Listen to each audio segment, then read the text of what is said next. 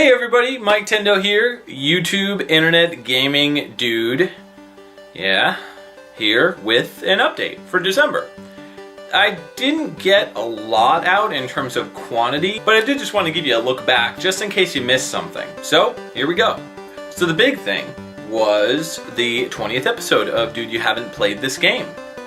And you'll notice that there are some people joining me, and they are Erika Szabo and MichaelBTheGameGenie, two YouTube internet video game people, personalities, whatever you want to call them. They're just dudes helping me out with the review, and dudettes. I really thought that the episode came out very good.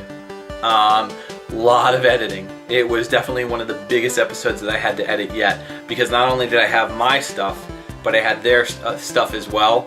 Plus, I tried a lot of new techniques for editing, a lot of the special effects. I've been using more and more special effects, if you hadn't noticed, trying to bring up the quality of the show, and I think they're coming out pretty good.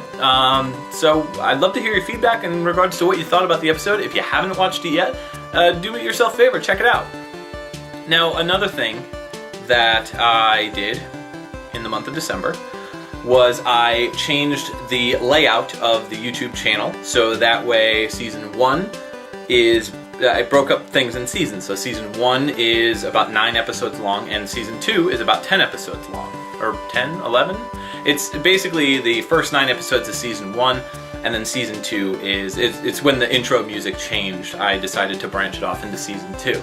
There will be new intro music for season 3 for those of you who don't like season 2's intro music, which, I don't know, some people are like, oh, bring it back. Other people are like, oh, change it. Well, it's being changed. So, courtesy of my boy Nickelpunk.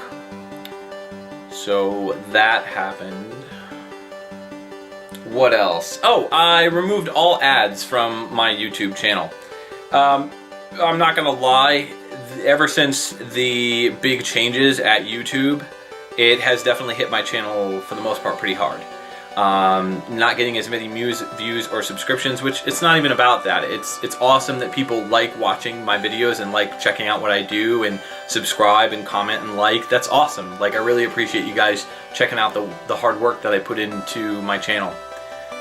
But I just, you know, I was monetizing my YouTube videos for a good long time, and the highest amount I ever made was $12. $12, yeah. And the worst part about it is I couldn't collect any of that money because I had to hit $100, otherwise YouTube wouldn't pay out and Google would just be like, whatever, so you're just showing ads for no reason. So I decided to pull the ads. So I made it a mission to do that, in about a couple days time I actually pulled all the ads from my YouTube channel. I wanted to go ad-free. One, because I'm not really that big of a YouTuber in terms of amount of videos. Like, I have work, I have a personal life, I have a social life. Like, it's hard to put out content, but I love doing it. It's practically my unpaid side job, but it's a lot of fun, and I love putting out videos and talking with everybody on YouTube and just talking about games. So it's a lot of fun to do the channel. Is it financially rewarding? No, it's actually bad financially. But I do it because I love doing it. So again, cannot thank you enough for getting me where I am at 500 plus subscribers. It's really cool, so I really appreciate everybody. What else? Oh, so I also write on retrocollect.com. I usually write reviews, or I'll write articles. I have a series of articles on there called Hot Button Topics, where I talk about all different types of important gaming editorial conversation things. So they're opinionated, they're editorials, that's it. I do also do news and modern news, retro news, all sorts of stuff, but I also do reviews. And I ended up reviewing Super Mario 3D World. Oh, hey! Super Mario 3D World. So, I reviewed that. You can check it out. I'll post the link in the Read More section, so you can check it out. It's a really cool website. It is UK based, so they like to add U's to things that don't have U's. I don't know. but those are my boys. So I have a lot of fun writing for their website, and I've been a long part of it for quite some time now. It's actually a really big website now, and it's getting a really big following. So definitely check out retrocollect.com. You could add your collections on their website. Join a community full of retro gamers that love to talk about things. All different types of things, even stuff that I don't really care about, like BBC Micro and all that weird, European stuff. Not that it's bad, it's just not what we grew up with, so yeah. I filmed a very short Booze and Bits thing, just something that we were jerking around, being stupid, playing video games, and I'll post the link for that too. It's just a really short Booze and Bits episode, super short.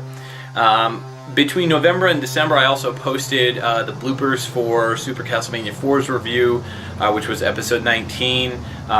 You may or may not have seen it. I can't remember if I mentioned it, so if I did mention it last update, I'm sorry, but figured I'd at least mention it again. That is, if I didn't mention it in the first place, in which case it wouldn't be again. But if I did, then it is again, so, well, you get the point.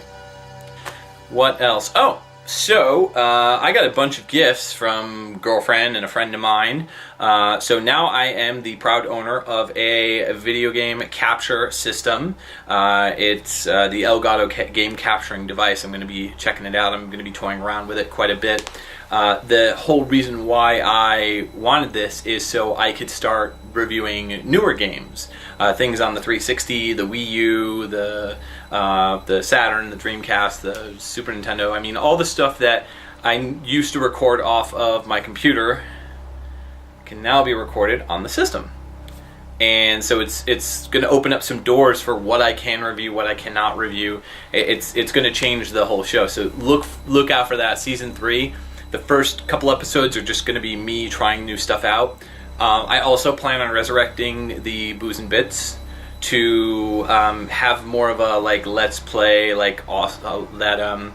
awesome video games channel. If you guys have seen that, kind of like that, where it's just me and my buddies. There's going to be video footage of us just laughing, having a good time, joking around, and there's going to be video footage of us playing games in the background. And it's not going to be like the previous Booze and Bits where somebody was filming and moving the camera back and forth. It's actually going to be more stylish and better designed. So look for that in 2014. Hoping to do one episode by February. Fingers crossed, we'll see. I was actually mentioned in a podcast. MichaelBTheGameGenie shouted out to me, so that was awesome. Thanks so much for shouting out my channel. It's really cool that I'm meeting so many really awesome YouTubers, and they're just cool guys like me, just looking to play some video games and talk about them and have a great time. So it's awesome to meet such down-to-earth people and just bask in online friendship. And hopefully one day I'll be able to meet these people in real life and actually start up, real friendships. So here's to that. Maybe 2014. I'm actually thinking about going to Portland video game channel thing, whatever it is, the Portland Retro Games Convention, which actually gets into the next thing. So, MagFest. Normally I go every year. Unfortunately, I'm not going to be able to make it out this year. There were a number of things working against me. One was money. Money was tight. Second was the fact that I submitted for a panel and never got a response back. And I wasn't necessarily upset about the fact that they didn't allow me to do a panel. I was more annoyed at the fact that I didn't even get a response. I didn't even get oh, by the way, because I emailed them and was like, hey, just wondering when I'll get a response. Good, bad, whatever, it doesn't matter. I would just like a response so that I know. And never got anything. So, that really sucks, but you just gotta chalk it up as a loss and go from there. So I'm not gonna stew on it, not gonna bitch about it. Oh, and another big reason why I didn't want to go is I've met everybody there. I met Tommy Tallarico. I've actually interviewed him, and he's a really super nice guy. Well, I heard a lot of people bashing him, and I don't really understand why, because I met him and he's a really cool guy. Very nice, very down to earth, really just very chill, and loves to talk about game music and games. So seemed like a really cool guy. As far as everybody else, I don't know where all the composers were. I mean, they've got the guy who did Bastion and Tommy Tallarico. That's it. And as far as the musicians, I'm really bumming hard that I'm going to miss out on X Hunters and some of the other guys that are going to be there. I mean, such fantastic musicians. All of them. Fantastic. Really, really, really top-notch stuff. So yeah, that's gonna suck hard. And plus, everybody that I know on here and everybody that I know through Facebook and YouTube and the whole video game chiptune scene, all the guys that do my music, like a lot of them are gonna be there. Especially my boy Nickel Punk, and some of the other newer remixers are gonna be there too. And I'm not gonna be there, and that really bums me out hard. But it just sucks. It just sucks. Another thing working against me for MagFest was the fact that I have to work the day before and I couldn't get it off. So that Thursday, which is normally the day I would travel up, I have to work the entire night and I can't move my shift. So yeah, that sucks too. But hey, that's life. What are you gonna do? So I'm looking into the Portland Retro Gaming Convention, and I know Gamester81 normally goes to that. Since I'm partnered with his channel, it'd be really cool to hang out with him and some of the other people that are on the channel, on the website, because it'd be a lot of fun. So that's pretty much it. Wow, this update lasted way too long. I don't even know. I'm sorry. Here, we'll go out in style.